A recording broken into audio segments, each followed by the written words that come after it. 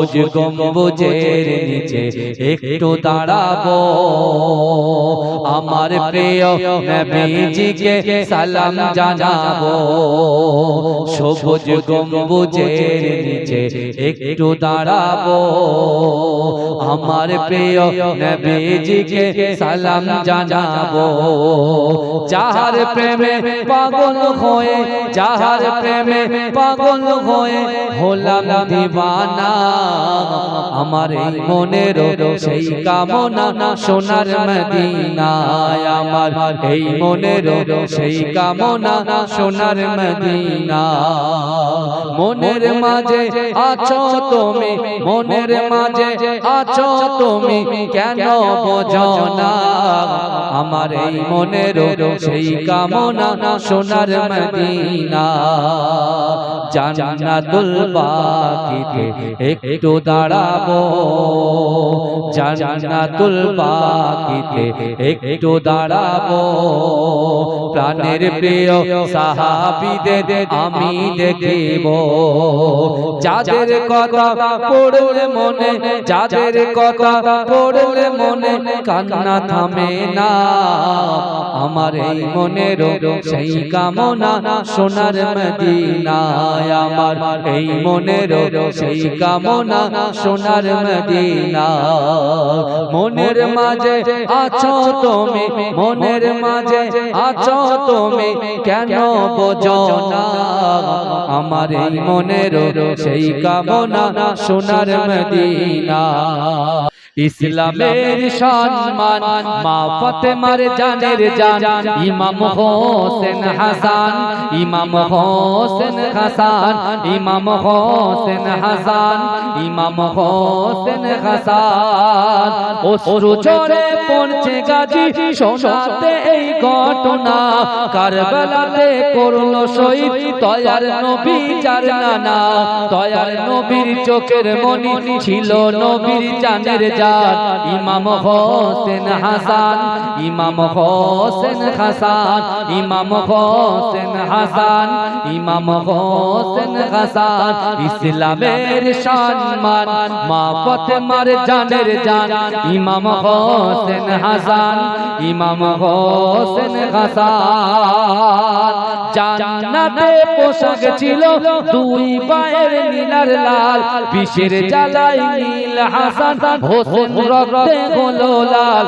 হক বাতিলের করতে পারা দিনের তরে হয় কুরবান, ইমাম হোসেন হাসান, ইমাম হোসেন হাসান, ইমাম হোসেন হাসান, ইমাম হোসেন হাসান।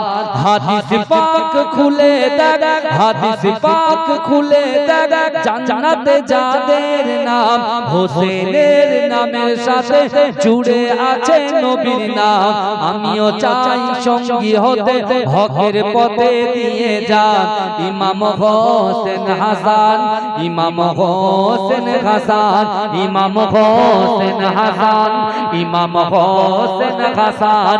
ইসলামের সম্মান মা ফাতেমার জানের জান, ইমাম হোসেন হাসান, ইমাম হোসেন হাসান। আহলে রাসূল শেরে আলীর ফুল ঘুমিয়ে গেছে জমিনে, শহীদ করিল দুশমনে। এই আপনারা তাওয়ারুক দিতে থাকেন, আমি গয়লটা বলে দোয়া করব। আহলে রাসূল শেরে আলীর ফুল ঘুমিয়ে গেছে জমিনে, শহীদ করিল দুশমনে। ইমাম হোসেন শহীদ হলো কারবালার ওই জমিনে, শহীদ করিল দুশমনে।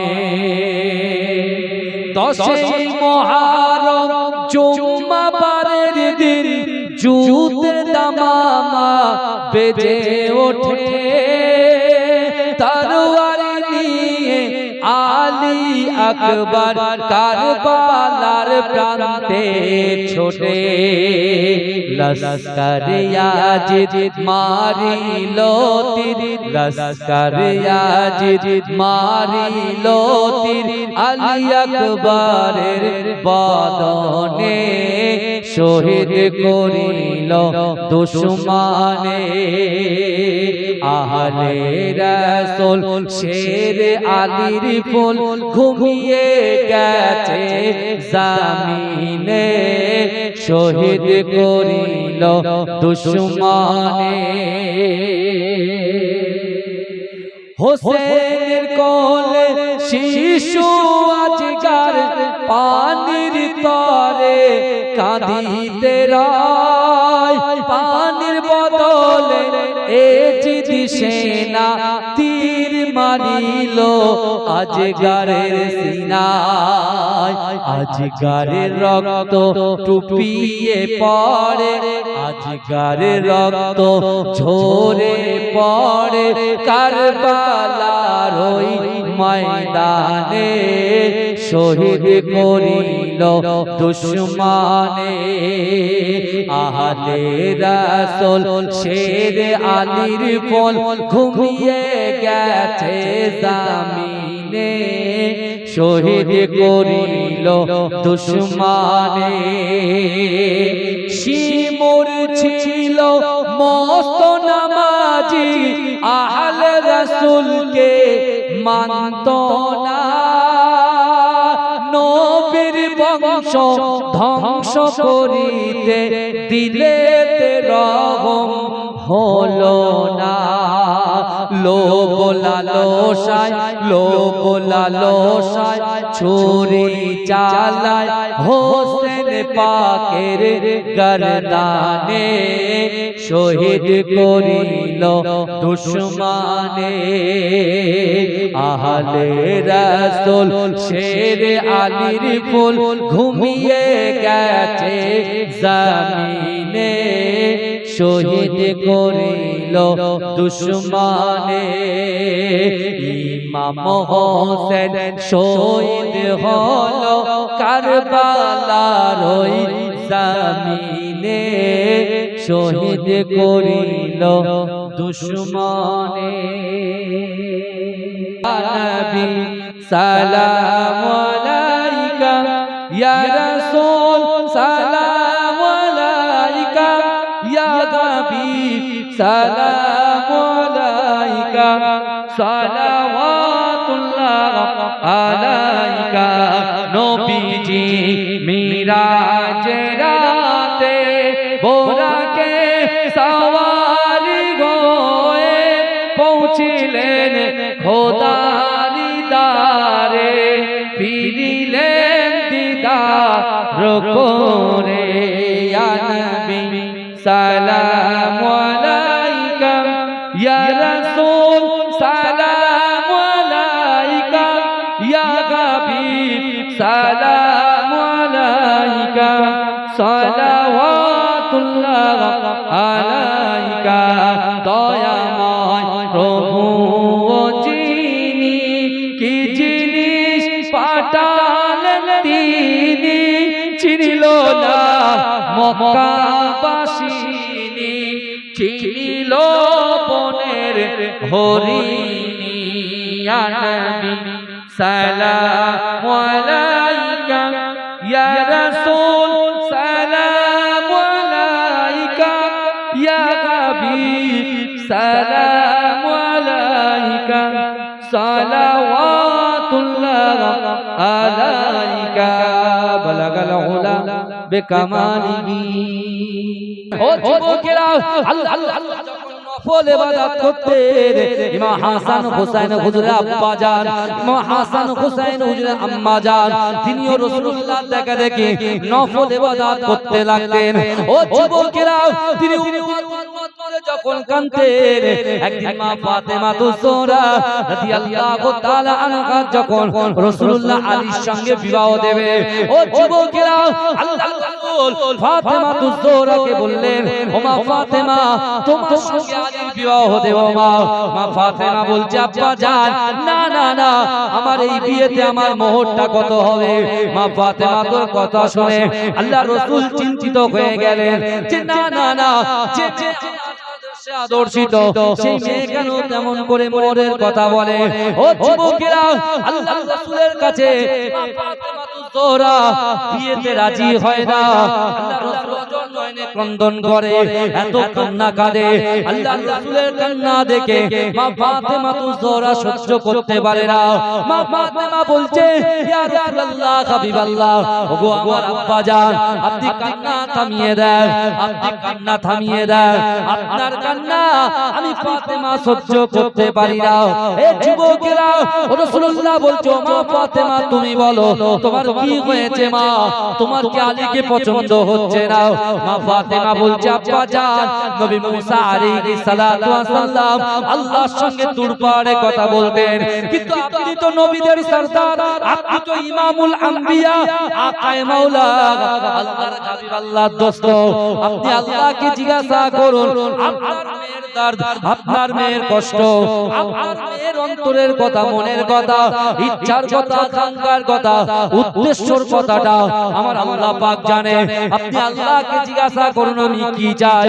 ও যুবকেরা, আমার দয়াল নবী সিজদায় পড়ে গেলেন, কান্না শুরু করে দিলেন। আল্লাহর রাসূল সিজদায় গিয়ে আমার আল্লাহর কাছে দোয়া চায়, ওগো রব্বুল আলামিন, আল্লাহ পাক, যে মেয়ে কখনো আমার কথা অমান্য করেন নাই, সেই মেয়ে কেন এমন করে? ওগো রব্বুল আলামিন, আল্লাহ পাক, আপনি আমাকে সাহায্য করুন। এ যুবকেরা, আমার আল্লাহ পাক রব্বুল আলামিন জিবরাইলকে বলছো, জিবরাইল চলে যাও, চলে যাও, পুরো পৃথিবীটাকে যদি ফাতেমাকে দেওয়া হয় তাও কিন্তু এই বিয়ে দেশে রাজি হবে না। আল্লাহর রাসূল জিজ্ঞাসা করলেন কেন? বলছেন না না না, সে আমি আল্লাহ পাক রব্বুল আলামিনের কাছে আপনার কন্যা ওয়াদা করেছে। ওগো রব্বুল আলামিন, আল্লাহ পাক, আমার আব্বা জান কোরআন পড়ে, কোরআনের পড়ার শেষে উম্মত উম্মত করে কাঁদে। আমার আব্বা জান এমন করে নামাজ আদায় করে, উম্মত উম্মত করে কাঁদে। কিছু সময় দেখতে পাওয়া যায় আব্বা জান যখন ঘরের ভিতরে থাকে না, আমি যখন বাইরে বার হয়ে যাই, আমি দেখতে পাই জান্নাতুল বাকি কবরস্থানের সামনে আমার আব্বা জান দু হাত তুলে উম্মত উম্মত উম্মত বলে কাঁদে। না না না, আমি তার কন্যা ফাতেমা, আমার বিবাহের দিন মোটটা এটাই হবে, আমার আব্বা জানের যত উম্মত আছে ওই উম্মতের জীবনের গুনাহ খাতাগুলোকে ধুয়ে মুছে ক্ষমা করে দিতে হবে। তাহলে রাজি হব, নালে আমি রাজি হব। আমরা আল্লাহর কাছে চাই কি চাই? কথা বলবো? আমরা শুধু লা ইলাহা ইল্লাল্লাহ কদরে রাতে চাই। বাবাজি, আমরা শুধু লা ইলাহা ইল্লাল্লাহ কদরে রাতে চাই, শবে বরাতে রাতে চাই। কিন্তু আপনি কি জানেন, প্রত্যেক দিন এভরি নাইট আল্লাহ পাক প্রথম আসমানে, অর্থাৎ রাতের শেষ ভাগে প্রথম আসমানে এসে বলছে, আমি ডাঙ্গাবাসী, তোমরা কি চাও? অর্থ চাও, সম্পদ চাও, ইজ্জত চাও, জান্নাত চাও, কি চাও? আমি আল্লাহর কাছে বলবো, কারণ আমি আল্লাহর কাছে বলবো, আমি আল্লাহ দিতে প্রস্তুত। জোরে বলে, জোরে বলবেন না? কিন্তু আল্লাহ কিছু কিছু মহান রাত রেখেছে বাবা, মহান সাল্লাল্লাহু আলাইহি ওয়াসাল্লাম। বললাম না, শিকড় ভালো হলে গাছ ভালো হলো। আল্লাহ ফাতেমা সাইডে থেকে শুনছেন যে আমার আব্বার মুখ দিয়ে শুধু একটাই বাক্য, না ফাতেমার জন্য কাঁদে না, কাঁদছেন কাদের জন্য? উম্মতে মুহাম্মাদী যারা আমরা বাড়িতে বসে বসে আড্ডা মারছি, গল্প করছি, ভালো করে ওয়াজ বুঝে, আমরা যারা বাড়িতে বহাল তবিয়াতে আছি, 365 এক বছর 364 দিন পরে বসেছি, বসার মতো আমরা বসতে পারিনি, নিয়ত তৈরি করতে পারিনি। মা আপনারা এসেছেন বিশ্বাস করে, যে মাহফিলে বসেছেন, যে জায়গায় বসেছেন, এই জায়গা থেকে আপনি তখন ওটার নিয়ত করেন যে আল্লাহ যেন আপনার মনের আশাকে পূর্ণ করে দেয়। জোরে বলে, এই সেই জায়গা। এই জায়গা থেকে মুজাদ্দিদ জামান দাদা হুজুর কে রাহমাতুল্লাহ আলাইহি বড় বড় খলিফা হয়েছে, জোরে বলুন সুবহানাল্লাহ। এই জায়গা থেকে আমার আল্লাহর কাছে মা ফাতেমা বলছে যে আমার বিবাহটা আমি রাজি হব, আমি আলীকে বিবাহ করব আল্লাহ, কিন্তু আমার মোহরটা যেন এটাই হয় যে আমার পাপের যত উম্মত আছে তাদের যেন ক্ষমা করে দেওয়া হয়। কি নিয়ত করেছে দেখেন। আর আমরা বলি আল্লাহ আমার একটা মার্সিডিজ গাড়ি লাগবে, বিএমডব্লিউ গাড়ি লাগবে, 10 তলা বাড়ি লাগবে, আঙ্গাঙ্গার 34 নম্বর জাতীয় সড়কে, বেশি না 5 কাঠা জমি লাগবে, বিশাল বড় একটা বিল্ডিং লাগবে, আর প্রত্যেক মাসে 3 লাখ করে ভাড়া আসে। ব্যাস আর কিছু চাই। তুই হজ করতে চাস না? বলে দাঁড়ান, হজে তো যাব, 5খানা ছেলে, ছোট ছেলেটার বিয়ে দিয়ে তারপর যাব। কিন্তু মৃত্যুর কোনো গ্যারান্টি আছে? কথা বলে ভালো করে। কিন্তু আমার আল্লাহ কি করলেন? এই ফাতেমা যে বিবাহ করবে আলীর সঙ্গে, তিনি ওয়াদা করে রেখেছেন। হ্যাঁ, আল্লাহ জিবরাইল যাও ফাতেমাকেও কানতে বারণ করো, আলীকেও কানতে বারণ করো, ফাতেমাকে কানতে বারণ করো, আমার হাবিবুল্লাহকে কানতে বারণ করো। যাও আমার হাবিবুল্লাহকে বলে দাও ফাতেমাকে খুশি হয়ে যেতে বলো, কারণ আমি আল্লাহ ফাতেমার মনের কথাকে গ্রহণ করে নিলাম। জোরে বলুন, আমি আল্লাহ তার কথাকেই মান্যতা দিলাম। কেন মান্যতা দিলাম? কেন ফাতেমা নামাজ আদায় করতেন। মা ফাতেমাতুজ জাহরা তিনি কোরআন তেলাওয়াত করতেন, তাহাজ্জুদের নামাজ আদায় করতেন, জিকির করতেন, ফিকির করতেন। আপনি চাইবেন শুধু জুমার দিনে যাবেন সবার শেষে, সবার শেষে জুমার দিনে যাবেন আর সবার আগে পালাবেন, সবার শেষে যাবে আর সবার আগে পালাবেন। শুধু নামাজ 2 রাকাত হতে যেতে আবার এরপরে তারা হুড়ুম দুড়ুম করে আওয়াজ হয়। আপনাদের এখানকার মানুষ খুব এখানে এসব হয় না। এখানে একদম সুন্দর খুতবা শোনা হচ্ছে, ওয়াজিব। খুতবা শোনা কি জুমার খুতবা শোনা ওয়াজিব, কিন্তু আমরা কথা বলি। কুরবানি করা কি ওয়াজিব, তাই তো আমার বাবা, কিন্তু আমরা ওটা মানছি এটা মানছি না। নামাজ ফরজ আইন, রোজা রাখা 10-30টা রোজা রাখা ফরজ আইন, পর্দা করা ফরজ আইন, পিতামাতাকে মহব্বত করা ফরজ আইন, ফরজ। আমি কোনটা নিচ্ছি বলেন তো? শুধু নামাজটাকে নিচ্ছি, বাদ বাকিটা নিচ্ছি না। হবে হবে না। আল্লাহ কোরআনে কি বলতে থাকেন? আল্লাহ কোরআনে বলছেন, বান্দা আহাসিবান নাস ওয়া ইয়াতরাকু আইয়াকুলু আমান্না ওহুম লা ইফতানুন। এই দেখেন আমি আপনি ধরা পড়ে গেছি, আমি আপনি ধরা পড়ে গেছি। কিভাবে ধরা পড়ছি দেখেন। আল্লাহ বলছে, বান্দা আহাসিবান নাস ওয়া ইয়াতরাকু আইয়াকুলু আমান্না। আল্লাহ বলছে, ও বান্দা তোমরা যারা ঈমান এনেছো, তোমরা কি মনে করো আমি আল্লাহ তোমাদেরকে ছেড়ে দেব? এই আমরা তো কালেমা পড়েছি, কুরবানি গরু হয়নি কিন্তু খাসি দিয়েছি, খাসি দিয়েছি, বকরি দিয়েছি, আমরা যাকাত দিয়েছি, আমরা মা বাবাকে খাওয়াও দিয়েছি, এতিমদের মাথায় হাত দিয়েছি, খিদমত করেছি, হালাল ইনকাম করছি, কিন্তু তারপরেও আল্লাহ বলছেন, কি বলছেন? আহাসিবান নাস ওয়া ইয়াতরাকু আইয়াকুলু আমান্না। আল্লাহ বলছে, ও বান্দা তোমরা যারা ঈমান এনেছো, তোমরা কি মনে করো আমি আল্লাহ তোমাদেরকে ছেড়ে দেব? তারপর কি বলছে দেখেন, অহুম লা ইফতানুন, আমি আল্লাহ কি তোমাদের পরীক্ষা করব না? ভালো করে বলে, আল্লাহ বলছে আমি আল্লাহ কি পরীক্ষা করব না?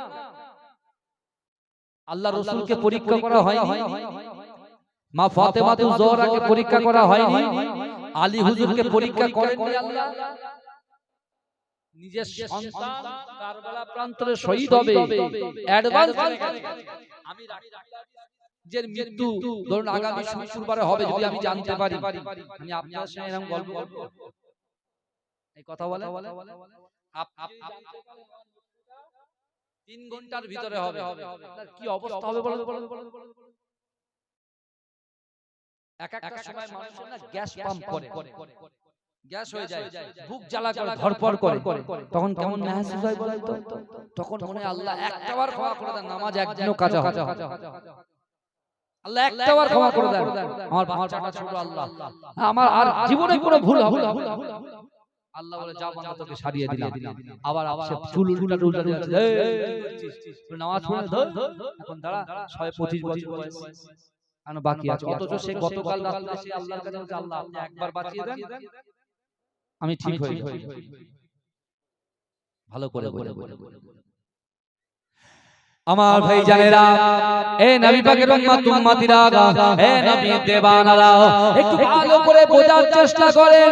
আজকে কারবালার ঘটনা বলতে গেলে বহু সময়ের প্রয়োজন হয়, কিন্তু না না না, ওই কারবালার প্রান্তের ভিতরে একটা কথা আমার বড় মনে পড়ে যায়।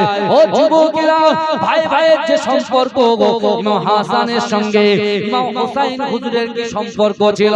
ও যুবকেরা, ইমাম হোসাইনকে কাফেরেরা, শয়তানেরা বিস্ফান করে মেরে দিয়েছেন, বিস্ফান করিয়ে শহীদ করেছেন। এই যুবকেরা, ইমাম হোসেন ইমাম হাসান হুজুরের ছেলে, যার নাম হলো কাসেম হুজুর, ইমাম হোসেন হুজুর ইন্তেকাল করার আগে, পর্দা নেওয়ার আগে নিজের সন্তান কাসেমকে ডাক দিলেন, ও আমার ছেলে কাসেম, তুমি একটু আমার কাছে এসো। কাসেম হুজুর ইমাম হাসান হুজুরের কাছে আসলেন, তিনি এমন করে চুপ করে দাঁড়িয়ে আছেন। ইমাম হোসেন ইমাম হাসান কি করলে, নিজের সন্তানের গলায় একটা কার দিয়ে একটা পুটলি বেঁধে তার গলায় দিয়ে বলছিল, আমার সন্তান শোনো, এই কারের ভিতরে একটা পুটলি বাঁধা আছে, এই পুটলি কানা তুমি এখন কিন্তু খুলবে না, এই কাগজটাকে তুমি খুলবে না, এই কাগজের ভিতরে, এই পুটলির ভিতরে একটা কাগজের টুকরা আছে, আমি তোমার বাপ একটা ওসিয়াত করে গেলাম, তুমি এমন টাইমে কোনোদিন খুলবে না, কোনো জায়গায় খুলবে না। এমন একটা সময় আসবে যারা আহলে বায়তের সঙ্গে বাজে ব্যবহার করবে, দুর্ব্যবহার করবে, তোমার চাচা ইমাম হোসেনের সঙ্গে দুর্ব্যবহার করবে। এরা একটা সময়ে তুমি এমন করে তোমার আব্বা হাসান বলে যায়, তুমি এই তাকতিটাকে খুলবে, তাকতিটা খুলে ওই তাকতির ভিতর থেকে কাগজটা বার করে তুমি পড়বে, আমি বাপ ওই কাগজের ভিতরে যে কটা ওসিয়াত তোমাকে করে যাব, ওই ওসিয়াত অনুযায়ী তুমি কাজ করবে, আমি তোমার উপরে তোমার আব্বু জান খুশি হয়ে যাব। এ যুবকেরা, হে নবী পাকের উম্মত উম্মতিরা, কুফাবাসী যখন চিঠি দিল, চিঠি পাওয়ার সাথে সাথে মুসলিম বিন আকিলকে যখন পাঠানো হলো, মুসলিম বিন আকিলের কাছে একদিনে নয় 2 দিনে 40,000 কুফাবাসী তার হাতে যখন বায়াত গ্রহণ করলো, মুসলিম বিন আকিল একটা খত লিখলো, চিঠি লিখলো, ও আল্লাহর রাসূলের খানদান, ও ইমাম হুসাইন, না না না, কুফাবাসী আমার সঙ্গে সদ্ব্যবহার করেছে, ভালো ব্যবহার করেছে, আমি চিঠি লিখে দিলাম, কুফাবাসীরা আপনার পক্ষে আছে, আপনার আব্বা জানের পক্ষে আছে, আপনার নানা জান হযরতে বিশ্ব নবী রাসূলুল্লাহ সাল্লাল্লাহু আলাইহি ওয়াসাল্লামের পক্ষে আছে, আপনি চলে আসেন। আমার চিঠি পাওয়ার সাথে সাথে চলে আসেন। কিন্তু যুবকেরা, ও নবী পাকের উম্মত উম্মতিরা, কুফাবাসীরা চিঠি দিয়ে যাকে ডেকেছিল, মুসলিম বিন আকিলের সঙ্গে ধোঁকা দিয়েছে, মুসলিম বিন আকিলের সঙ্গে অসৎ ব্যবহার করেছে। মুসলিম বিন আকিল যেই চিঠি ছেড়ে দিয়েছে, সেই দিনে মুসলিম বিন আকিলকেও শহীদ করে দেওয়া হয়েছে, তার 2 জন বাচ্চাকেও শহীদ করে দেওয়া হয়েছে। ও যুবকেরা, মুহররম মাসের 7 তারিখে ইমাম হোসেন হুজুর যখন ফোরাত নদীর তীরে পৌঁছে গেলেন, ও যুবকেরা, না না না, উবাইদুল্লাহ ইবনে জিয়াদ হুর বিন ইয়াজিদকে বলল, যাও 10,000 সৈন্য নিয়ে ওই ফোরাত নদীটাকে ঘিরে দাও, কোন আহলে বায়ত ইমাম হোসেনকে তুমি বারবার বলবে, সে যদি ইয়াজিদকে মেনে নেয়, সে যদি ইয়াজিদের বায়াত গ্রহণ করে, তাহলে তাকে ছাড় দেওয়া হবে, আর সে যদি ইয়াজিদের হাতে বায়াত গ্রহণ না করে, তাকে কিন্তু হত্যা করা হবে, তার পানি পর্যন্ত পান করতে দেওয়া হবে না। এ যুবকেরা, এ নবী পাকের উম্মত উম্মতিরা, 7 তারিখ থেকে, মুহররমের 7 তারিখ থেকে পানি বন্ধ হয়ে গেল। ইমাম হোসেন হুজুর 72 জন বাচ্চাদেরকে নিয়ে, 72 জন আহলে বায়তকে নিয়ে এমন করে ফোরাত নদীর তীরে যখন হাজির হলো, ইমাম হোসেন হুজুর জিজ্ঞাসা করছে, সেই জায়গাটার নাম কি? ইমাম হোসেন যখন জিজ্ঞাসা করে তখন একজন ব্যক্তি বলছে এই জায়গার নাম হলো কারবালা। বিশাল বড় ঘটনা অল্প করে যেহেতু টাইম এখন তো বেড়ে দিচ্ছে ভাই, সারা মানে ওভার টাইমটা চলছে। আর আমাদের যে আইনকে মানতে হবে, আইনকে বুড়ো আঙুল দেখানো যাবে না। আইন আইনের পথে চলছে। ভারতের সংবিধান আছে না নাই? আমরা সংবিধান মানা আমরা কারোর উপরে হিংসা করিনি, বরঞ্চ ভালোবাসি। আর আমার রাসূলের শিক্ষা দিয়েছেন, আমাদের প্রফেট হযরত মুহাম্মদ সাল্লাল্লাহু আলাইহি ওয়াসাল্লাম এই শিক্ষা দিয়েছেন, দেশকে ভালোবাসা ঈমানের অঙ্গ। জোরে বলে সুবহানাল্লাহ। দেশকে ভালোবাসা কার অঙ্গ? ঈমানের। কিন্তু আমার বাবা বহু ঘটনা, বহু লম্বা আলোচনা, তার মধ্যে আল্লাহর রাসূলের নওয়াসা ৭২ জন নিয়ে গেলেন, তার ভিতরে তার রুগ্ন সন্তান জাইনুল আবিদিনকে সঙ্গে করে নিয়ে গেলেন, তার দুধের বাচ্চা আলী আসগারকে সঙ্গে করে নিয়ে গেলেন। ভাইজান, কেউ যুদ্ধের ময়দানে যায়, নিজের স্ত্রী পুত্রদেরকে নিয়ে কোনোদিন যায়? এই কথা বলে লড়তে যাচ্ছে, আপনি আপনার বাচ্চাগুলোকে নিয়ে যান। তাই ইমাম চিঠি লিখেছেন কে? মুসলিম বিন আকিল। মুসলিম বিন আকিল দেখছে যে 2 দিনে 40,000 লোক আমার পিছনে, তারা আমাকে বায়াত গ্রহণ করেছে। কিন্তু এইদিকে ওই কুফায় যে গভর্নর ছিলেন নোমান বিন বাশির, সে আহলে বাইতের ভক্ত ছিলেন, মহব্বত করনে ওয়ালা ছিলেন। তিনি মুসলিম বিন আকিলকে কোনো কড়া স্টেপ নেন। কিন্তু ইয়াজিদের কাছে খবর চলে গেছে, ইয়াজিদ তুমি মাসনাদে বসে তুমি যে ভণ্ডামি শুরু করেছো, তুমি যে মানুষকে অত্যাচার শুরু করেছো, ব্যভিচার শুরু করেছো, তুমি কি জানো শরিয়ত বিরোধী কাজকর্মের মধ্যে তুমি লিপ্ত হয়ে গেছো? তুমি কি জানো কুফা তোমার হাত থেকে বেরিয়ে যাচ্ছে? বলে কেন? বলে নোমান বিন বাশিরকে কুফার গভর্নর করে রেখেছে, আর ওদিকে রাসূলুল্লাহর খানদান, রাসূলুল্লাহর চাচাতো ভাই ইমাম হোসেনের চাচাতো ভাই মুসলিম বিন আকিল কুফাতে এসেছে। 40,000 মানুষ দলে দলে তার হাতে হুসাইনের পক্ষে বায়াত গ্রহণ করছে। যেই কথা বলেছিল মাথা বিগড়ে গেছে, সাথে সাথে তিনি কি করেছেন? কুফার গভর্নরকে চেঞ্জ করে দিয়ে কাকে বসিয়েছেন? উবাইদুল্লাহ ইবনে জিয়াদকে বসিয়েছেন। এই বুঝতে পারছো? উবাইদুল্লাহ ইবনে জিয়াদকে বসিয়েছেন। এই উবাইদুল্লাহ ইবনে জিয়াদ এসে তিনি দেখতে পাচ্ছেন যে ওরে বাপ রে বাপ, তিনি যখন ক্ষমতায় এসেছেন, তিনি যখন গভর্নর পদে বসেছেন, যে মুসলিম বিন আকিলের পিছনে হাজার হাজার মানুষ, ভাই হাজার হাজার মানুষ কিন্তু সত্যের ভক্ত ভাই। এই কথা ঠিক না ভুল? আর চেয়ারের জায়গাটাকে মানুষ পরিবর্তন হয়। আপনি ঠিক পরীক্ষা করে দেখবেন, যেদিকে শক্তি বেশি মানুষ সেদিকে যায়, যেদিকে সেদিকে মানুষ যায়। কিন্তু ইমাম হোসেন কিন্তু এই দিকে বিশ্বাস করেন। ইমাম হাসান, ইমাম হোসেন হুজুর এই নীতিকে মান্যতা দেয় নাই। ইয়াজিদের কাছে ক্ষমতা আছে, পাওয়ার আছে, অর্থ আছে, টাকা আছে, কিন্তু সেই অর্থের কাছে, সম্পদের কাছে, শক্তির কাছে রাসূলুল্লাহর নওয়াসা কিন্তু নিজের মাথাটাকে নোয়ায়নি। মাথাটা তিনি বাতিলের কাছে মাথা নত করে। তিনি বলছে, ইয়াজিদ তুমি যে বসেছো মসনদে, তুমি নামাজ পড়ো না, তুমি ব্যভিচারী, তুমি ব্যভিচার করো, তুমি মানুষকে অত্যাচার করো, তোমার হাতে হাত দেবো কেন? কোনদিন ইমাম হোসেনের জীবন থাকতে ইয়াজিদের হাতে কখনো বর্ষতা স্বীকার করব না। জোরে বলুন না সুবহানাল্লাহ। আমাদেরকে এই প্রতিজ্ঞাবদ্ধ হতে হবে যে আমরা বাতিলের কাছে কখনো মাথা নত করব না। মরতে তো হবে হয় না একদিন, কথা ঠিক না ভুল? কথা মরার মতো মরবে। আপনি কি জানেন আল্লাহ যে দুনিয়াবাসীর প্রতি দয়া করে, অনুগ্রহ করবে, ভালোবাসবে, আসমানবাসী তার উপরে দয়া করবে, ভালোবাসবে। জোরে বলে আমার ভাই, মুসলিম বিন আকিলকে হত্যা করে দিল। মুসলিম বিন আকিলকে যখন হত্যা করে দিল, ইমাম হোসেন হুজুর চলে আসলেন। এসে দেখতে পাচ্ছেন কি পুরো একদম ফোরাত নদীর তীর পুরো সব বন্ধ করে দিয়েছে। ইমাম হোসেন হুর বিন ইয়াজিদকে বলছে, ভাই তুমি তো মুহাম্মদ মুস্তাফা সাল্লাল্লাহু আলাইহি ওয়াসাল্লামের কলেমা পড়েছো, হযরত মুহাম্মদ মুস্তাফা হচ্ছেন আমার নানা, জোরে বলুন না সুবহানাল্লাহ। আর তোমরা আহলে বাইত হত্যা করার জন্য তোমরা এসেছো। তিনি চিৎকার দিয়ে বলেছিলেন, এই কে আছো, জাহান্নাম থেকে বেরিয়ে দয়ার জান্নাতে আসবে।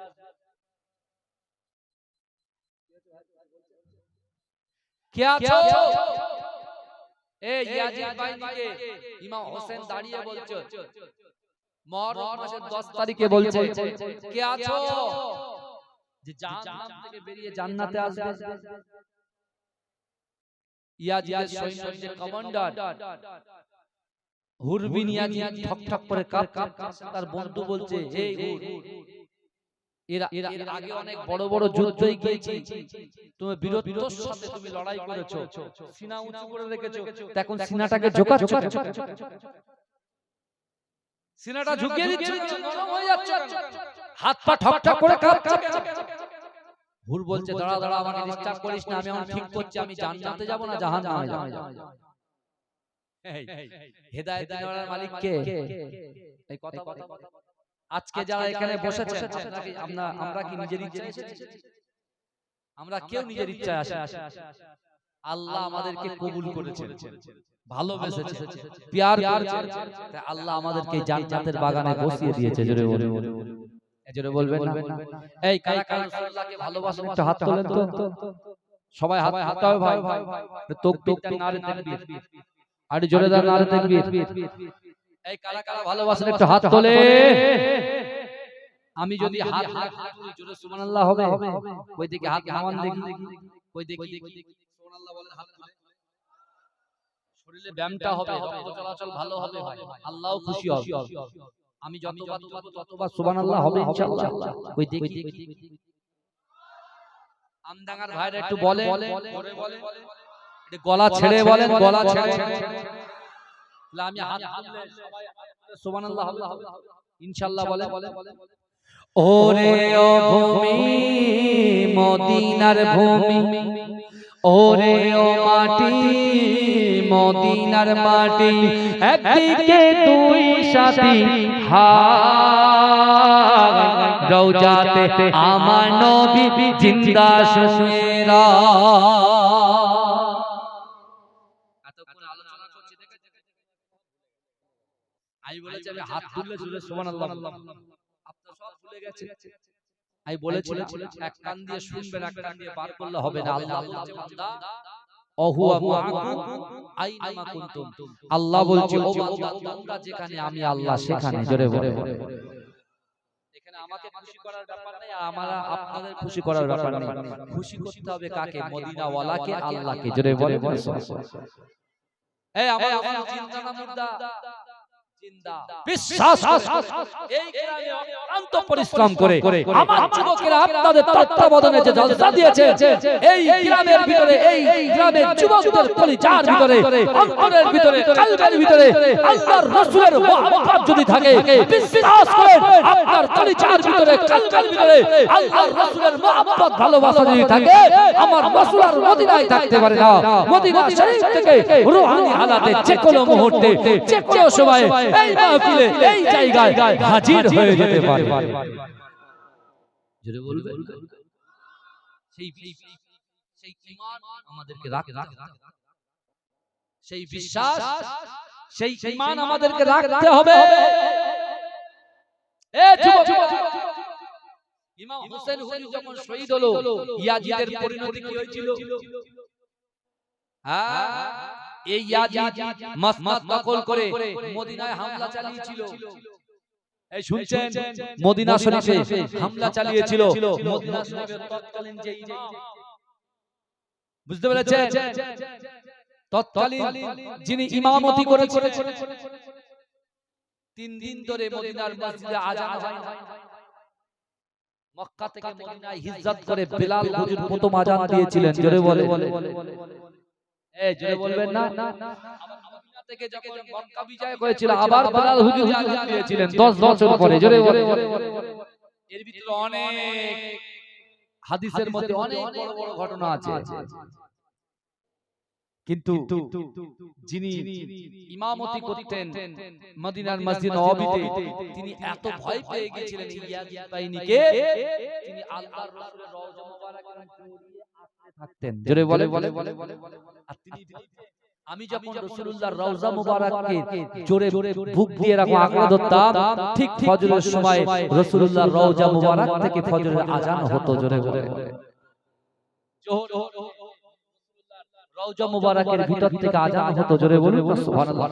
পাঁচ ওয়াক্তে রাসূলুল্লাহর রওজা মুবারাকের ভিতর থেকে আজানের ধ্বনি আসতো। আমি বুঝতে পারতাম এটা ফজরের রক, এটা জোহরের রক, এটা আসরের রক, এটা মাগরিবের রক, এটা এশার রক। আর আমি কি করতাম? একা একা নামাজ আদায় করে নিতাম। জোরে বলে রাসূলুল্লাহর জন্য হাত তুলতে পারবেন? হ্যাঁ, এতগুলো তো কথা বলছি। তাহলে আমি যখন হাত তুলবো জোরে সুবহানাল্লাহ হবে ইনশাআল্লাহ। আল্লাহর রুজিতে বরকত দেবে। এইভাবে হাত তুলবো, এইভাবে সুবহানাল্লাহ হবে। ওই দেখে আরেকবার ট্রাই। ওরে ও ভূমি মদিনার ভূমি, ওরে ও মাটি মদিনার মাটি, একদিকে দুই সাথী